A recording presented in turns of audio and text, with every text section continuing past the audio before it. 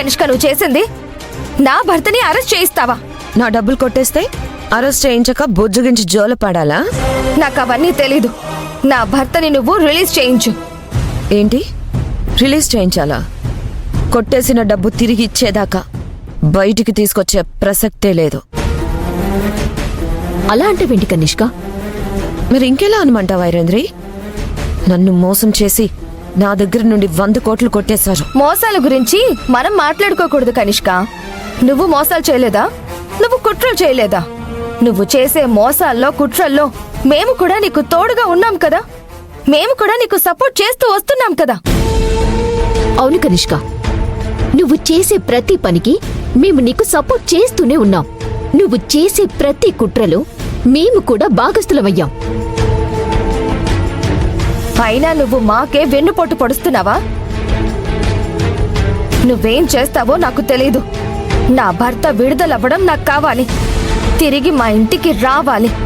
నేనేదో మిమ్మల్ని బాధ పెట్టి బ్రతిమలాడి నాతో ఉండమన్నట్టు మాట్లాడుతున్నారేంటి? మీ స్వార్థం కోసం మీరు చూసుకున్నారు, మీ అవకాశాల కోసం మీరు వెతుక్కున్నారు, నాతో చేతులు కలిపారు. నాకు సపోర్ట్ చేయడం మీకు కలిసి వస్తుంది కాబట్టి చేస్తున్నారు. అవును, కలిసి వస్తుందనే చేశాం. కానీ నువ్వేం చేశావు? మా ఆయన్నే కటకటాల వెనుక కూర్చోబెట్టావు. అప్పుడు మాకేం కలిసి వచ్చినట్టు? మా ఆయన్ని రిలీజ్ చేస్తే ఇప్పుడు కలిసి వచ్చినట్టే అవుతుంది కదా.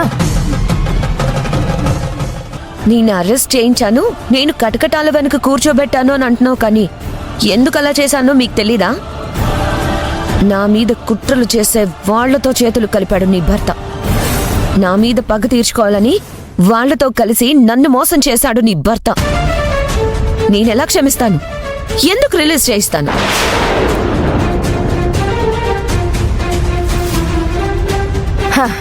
సరే అయితే, నువ్వు నా భర్తని వదిలేయకపోతే ఇక నుండి నీకు మాకు సంబంధం తెగిపోతుంది. నువ్వు చేసే పనికి మేము నీకు సపోర్ట్ చెయ్యం. నువ్వు చేసే ఏ కుట్రలోనూ మేం నీతో కలిసి ముందుకు సాగం. ఇది గుర్తుపెట్టుకో కనిష్క. ఏ ఆడదానికైనా తన భర్తే సర్వస్వం, తన భర్తే ముఖ్యం. అలాంటి నా భర్తని నువ్వు జైలు పాలు చేశావు. నా భర్త రిలీజ్ అవ్వడం నాకు కావాలి. నీకు తోడుగా ఉన్నందుకు మాకు భలే బుద్ధి చెప్పా.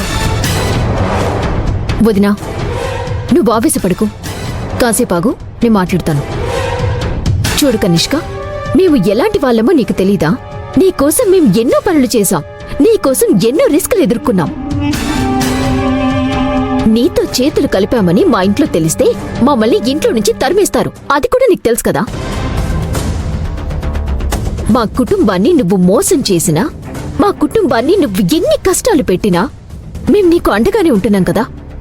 అలాంటిది మా బాధని కాస్త అర్థం చేసుకోవచ్చు కదా. ఇప్పుడున్న ఈ పరిస్థితుల్లో నువ్వు తప్ప మాకింకెవరు సహాయం చేస్తారు? రాజీవ్ అన్నేని నువ్వు కాక వేరే ఎవరు విడిపించగలరు?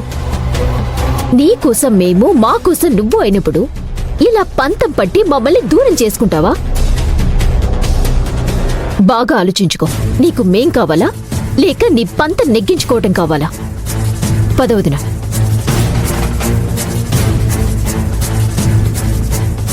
ఇప్పుడు రాజీవ్ని రిలీజ్ చేయించకపోతే నిజంగానే వీళ్ళు దూరం అవుతారు.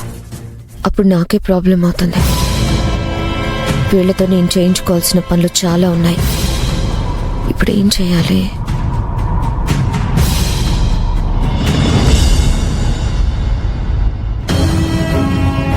అభి, ఒకసారి లాయర్ గారికి కాల్ చేసి మాట్లాడితే మంచిదేమో.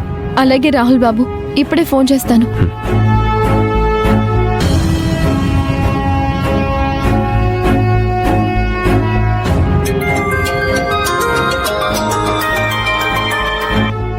హలో లాయర్ గారు, మా బావగారి బెయిల్ సంగతి ఎంతవరకు వచ్చిందండి? అదే పని మీద ఉన్నానమ్మా. పిటిషన్ దాఖలు చేశారా? చేశానమ్మా. మనం ఈ రోజు ఎలాగైనా బెయిల్ తీసుకొని మా రాజీవ్ బావగారిని బయటికి తీసుకుని రావాలి. 1 గంటలో పని పూర్తి చేసుకొని బెయిల్ పేపర్స్తో పోలీస్ స్టేషన్కి వచ్చేస్తానమ్మా.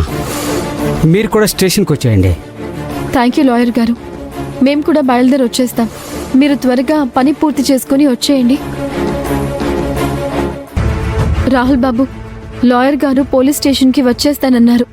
1 గంటలో మనల్ని కూడా అక్కడికి వచ్చేయమన్నారు. సరే అభి, అయితే మనం కూడా బయలుదేరదాం. పదండి.